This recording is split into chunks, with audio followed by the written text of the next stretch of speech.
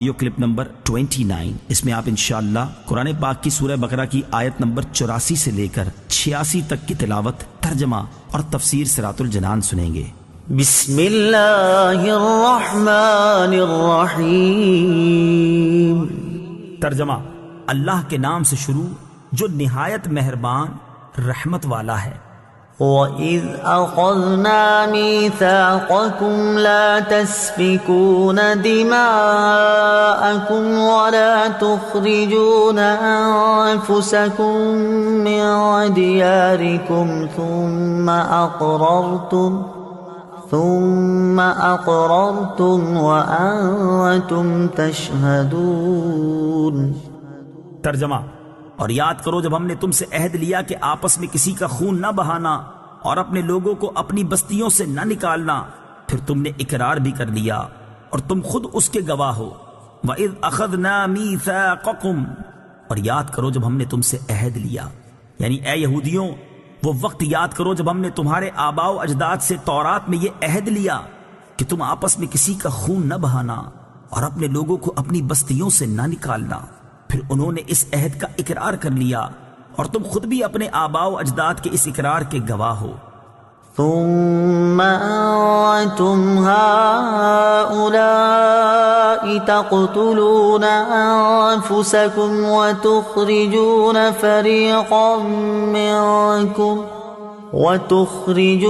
فريقا منكم من ديارهم تظاهرون عليهم بالإثم والعدوان وإن يأتوكم أسارى تفادوهم وهو محرم عليكم إخراجهم أفتؤمنون ببعض الكتاب وتكفرون ببعض فما جزاء من يفعل ذلك منكم إلا خزي في الحياة الدنيا ويوم القيامة يردون إلى أشد العذاب وما الله بغافل عما تعملون أولئك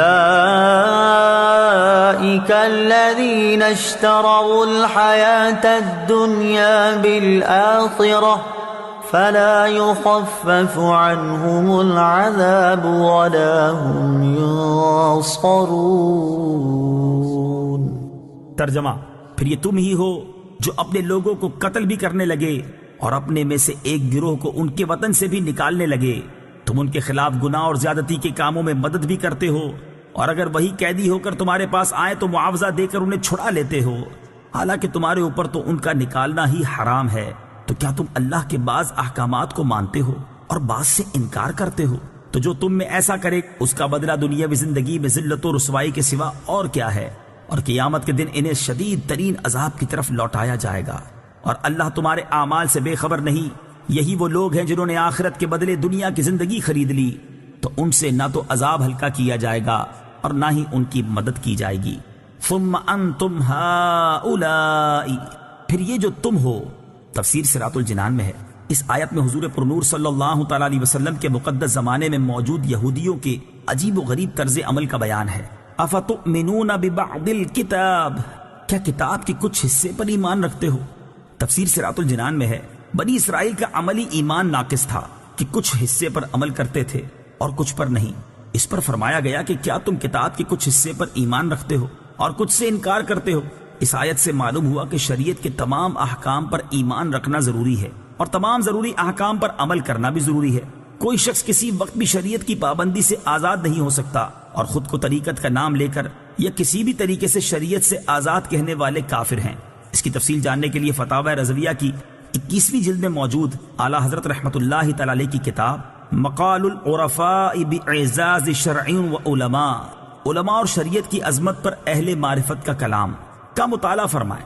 یاد رہے کہ عظمت توحید کو ماننا لیکن عظمت رسالت سے انکار کرنا بھی اسی زمرے میں آتا ہے کہ کیا تم کتاب کے کچھ حصے کو مانتے ہو اور کچھ حصے کا انکار کرتے ہو۔ خزی فی الحیات الدنیا، دنیا کی زندگی میں رسوائی۔